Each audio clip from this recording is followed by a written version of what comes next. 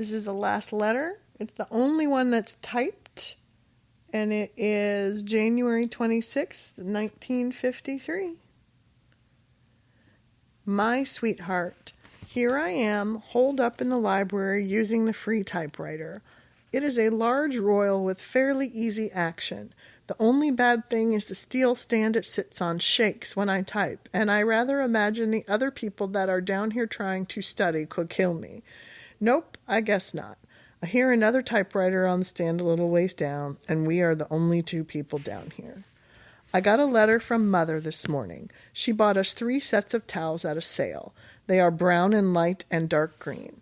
She has given me a set of her dish towels, but decided to take them back and embroider us a set of kitten patterns. She said she would braid another rug for me if I say more definitely how large and what shade of green. I already have a white one. Oh yes, I have a set of sailor dish towels that I embroidered while in high school. I hope you like the navy, or at least don't mind seeing them all over the place. Mother said that Cleone's dress would not fit me without a lot of remaking and stuff, but that the satin is $2 a yard and my pattern only calls for 10 yards. Cleone will make it for me. Of course, there is a little problem of fitting it on me, and I want some lace besides the satin, but if they would make it for me, we could have a nice wedding, and the dress would not cost me as much even as a real good suit.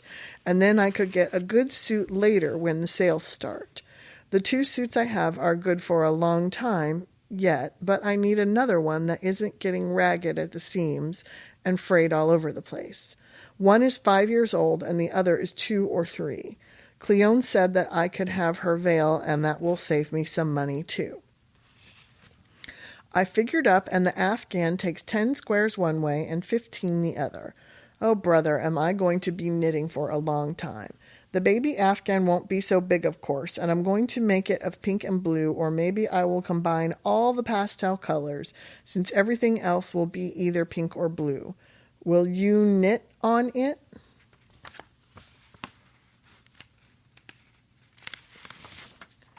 One of the girls in my family class told me that last night she jammed a glass tube broken on one end into her hand and it came out in front.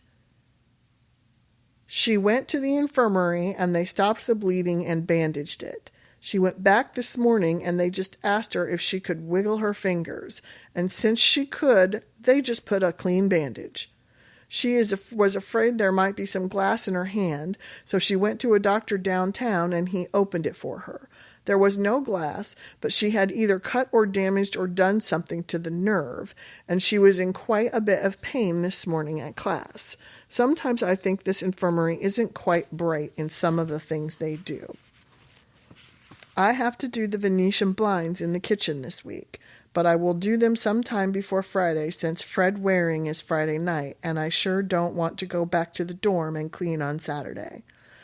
I should have done it Friday night when I scrubbed all the cupboards and walls and woodwork, but I didn't get done until 11 o'clock, and I just couldn't see doing blinds at that hour.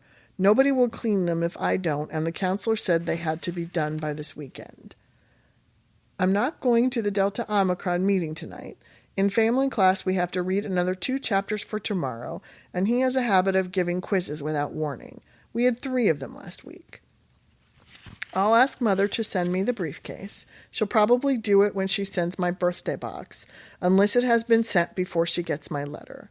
You may not like the case, but if you don't want to use it, I'll stash it away somewhere and use it sometime. It is kind of worn in a couple of spots, if I remember correctly, because I carried it for quite a while, but I didn't like it too well. It is not real soft leather, and there is neither buckles nor a zipper for fasteners, but sort of a doohickey that turns up when you close it. I saw George for about 2 minutes today. I was talking to one of the boys from history class when he came up, so you'll probably hear about it. I gave him the Canadian stamp I had. I'll look up in my history book and see how much it says about Marbury versus Madison, and reread what it said about Trevett versus Whedon. I'm sure it said that was the first case of the Supreme Court declaring, just randomly quoting some case law in my letter to my fiance, an act of legislature unconstitutional, and that it was where the court got its precedent or whatever you call it. But I could have read wrong, or maybe the little man wasn't very bright. I saw Lou Ann today at the dinner at Pagliacci's. Still isn't until the 15th of February, for which I'm glad. Someday I'm going to find out what her major is.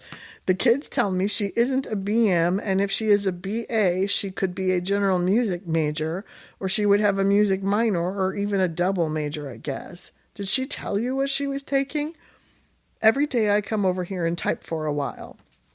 It gets me in practice more or less. This typewriter has the strangest array of caps on the numbers I've ever seen.